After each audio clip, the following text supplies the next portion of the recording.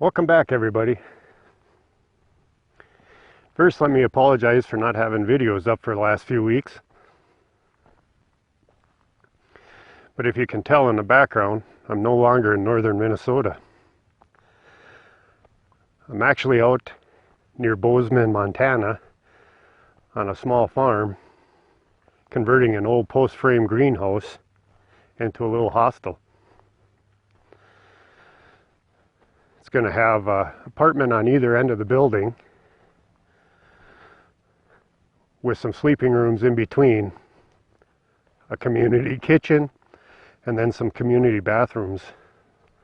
Maybe like 6 showers, 4 toilets, that type of stuff.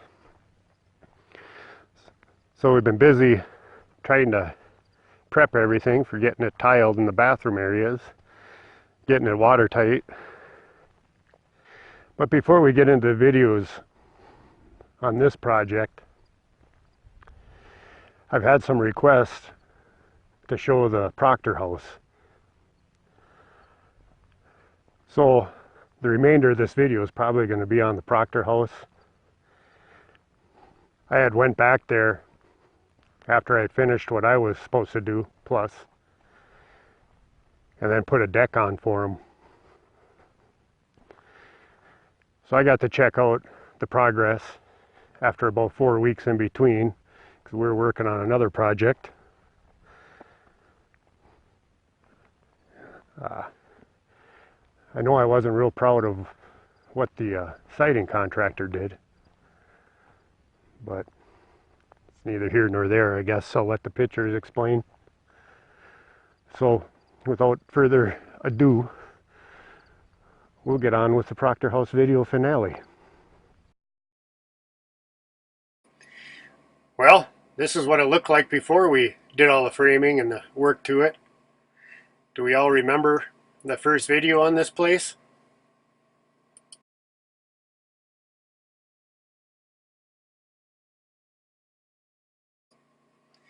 Okay guys, without getting myself in trouble, I wanted to show you a few pictures of what the current or previous siding contractor left.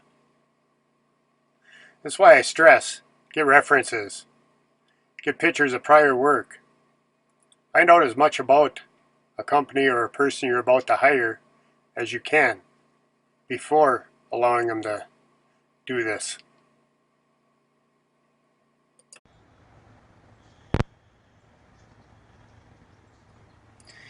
This is some of the wrapping that I did before the current job called me away.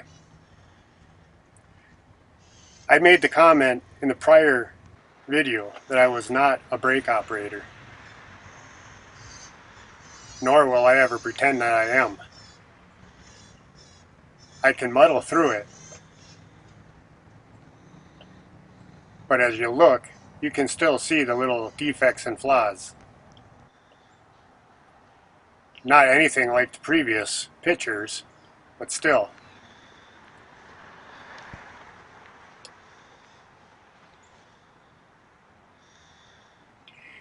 It's truly upsetting, to me anyhow,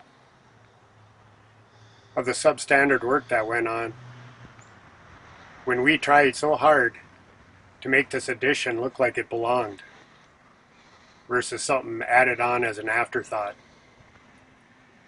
To have people come in that don't care about their profession or their job is truly despicable. To spend a few extra minutes to get something tight, square, plumb, is so well worth it in the very end result. But when you look at stuff like this, it just makes you sick at the amount of money that went into it, the time that went into it, the effort that went into it, and to have an outcome like this. I feel sorry for the homeowner. Unfortunately, all this is out of my hands. I'm just the framing contractor. But with that being said, I'll show you a few more photos of the inside and around the place, and then the deck that we put on.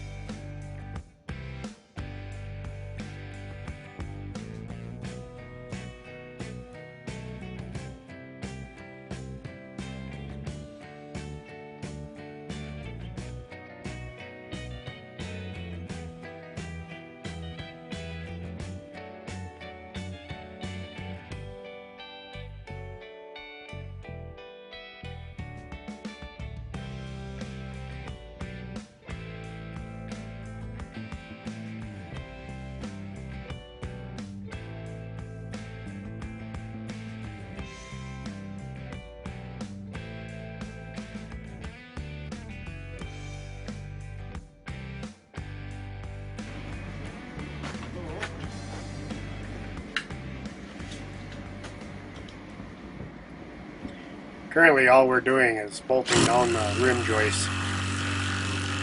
As you see, we already have our posts, which are 6x6 green tree, and our beam, which is a 2x12 doubled up, carrying it across. And we'll attach 2x8 joists to the wall, screw them in temporarily, and then put joist hangers underneath to hold them. After we get all the joists in, I'll take a snap line and measure the two ends of the deck, snap across, cut the ends of the joists down, and then mount the face plate.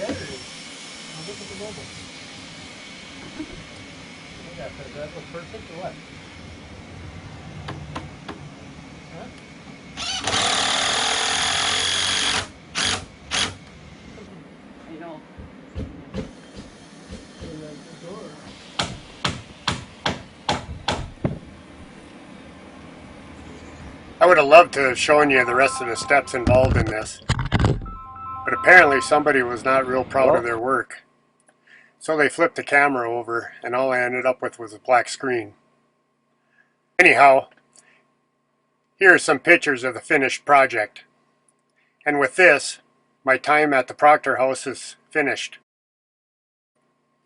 Go ahead and continue watching, because our next project begins after a little tease from good old Montana.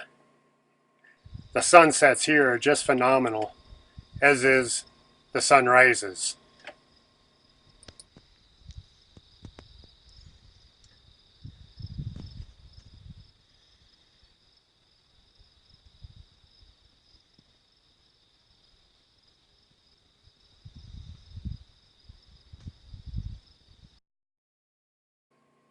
So while the siding was going on the Proctor House, and before the deck got built, this was my little project.